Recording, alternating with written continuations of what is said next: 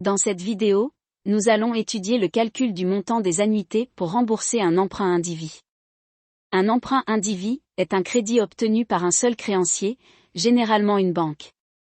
Une banque accorde un crédit à une personne, c'est-à-dire, elle met à la disposition du débiteur un certain montant, pendant un certain temps. Ce dernier est obligé de rembourser le montant du crédit. Et il doit payer en plus des intérêts qui sont fonction du taux d'intérêt appliqué et de la durée de l'emprunt. On appelle V0, le montant du crédit. Le remboursement et le paiement des intérêts se fait par des versements constants réguliers, appelés annuités, représentés par la lettre A. Le nombre d'annuités dépend de la durée de l'emprunt et de la période de remboursement. Les paiements peuvent être effectués annuellement, semestriellement ou trimestriellement. Pour les crédits à la consommation, le remboursement est le plus souvent effectué par des annuités mensuelles. Nous allons étudier deux exemples. Dans notre premier exemple, un emprunt de 25 000 € est remboursé par 4 versements annuels au taux de 3%. Lorsqu'il n'y a pas de précision concernant le taux d'intérêt, il s'agit d'un taux annuel. Les taux d'intérêt des banques sont toujours des taux annuels, sauf indication contraire. Nous avons donc un emprunt remboursable en 4 ans par des versements annuels. Le montant du crédit s'élève à 25 000 €, donc V0 est égal à 25 000. 4 annuités pour rembourser le crédit avec les intérêts, nous avons donc N est égal à 4. Et finalement nous devons payer 3% d'intérêt par an, nous avons donc I est égal à 3 divisé par 100, soit 0,03. À l'aide de ces informations nous pouvons déterminer notre annuité. Pour le calcul de l'annuité, nous avons notre formule.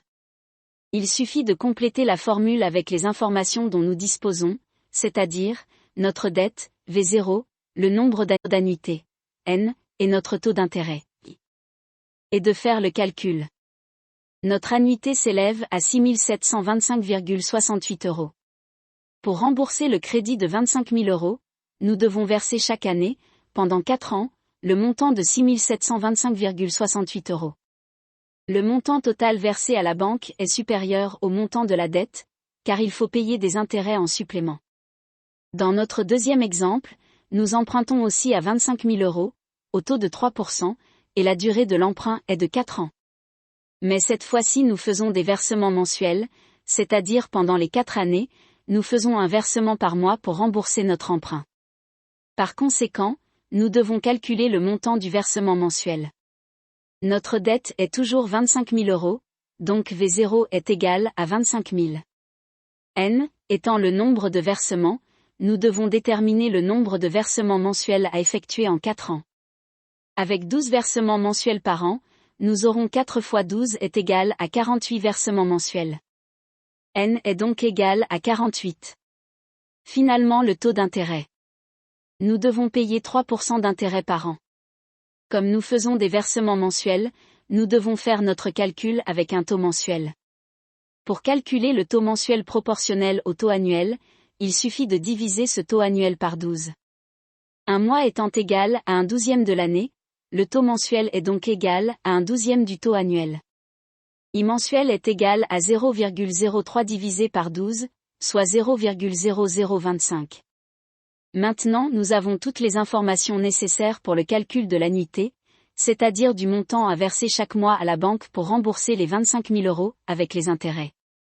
Nous utilisons la même formule que celle de l'exemple précédent pour le calcul de notre annuité. On peut aussi parler d'une mensualité, vu qu'il s'agit d'un versement mensuel.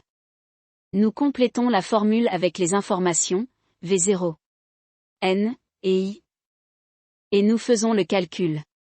Notre annuité, respectivement notre mensualité, s'élève à 553,36 €. Nous devons payer chaque mois la somme de 553,36 € à la banque, pour rembourser notre emprunt de 25 000 € avec les intérêts, au taux annuel de 3%. Et ceci pendant 4 années.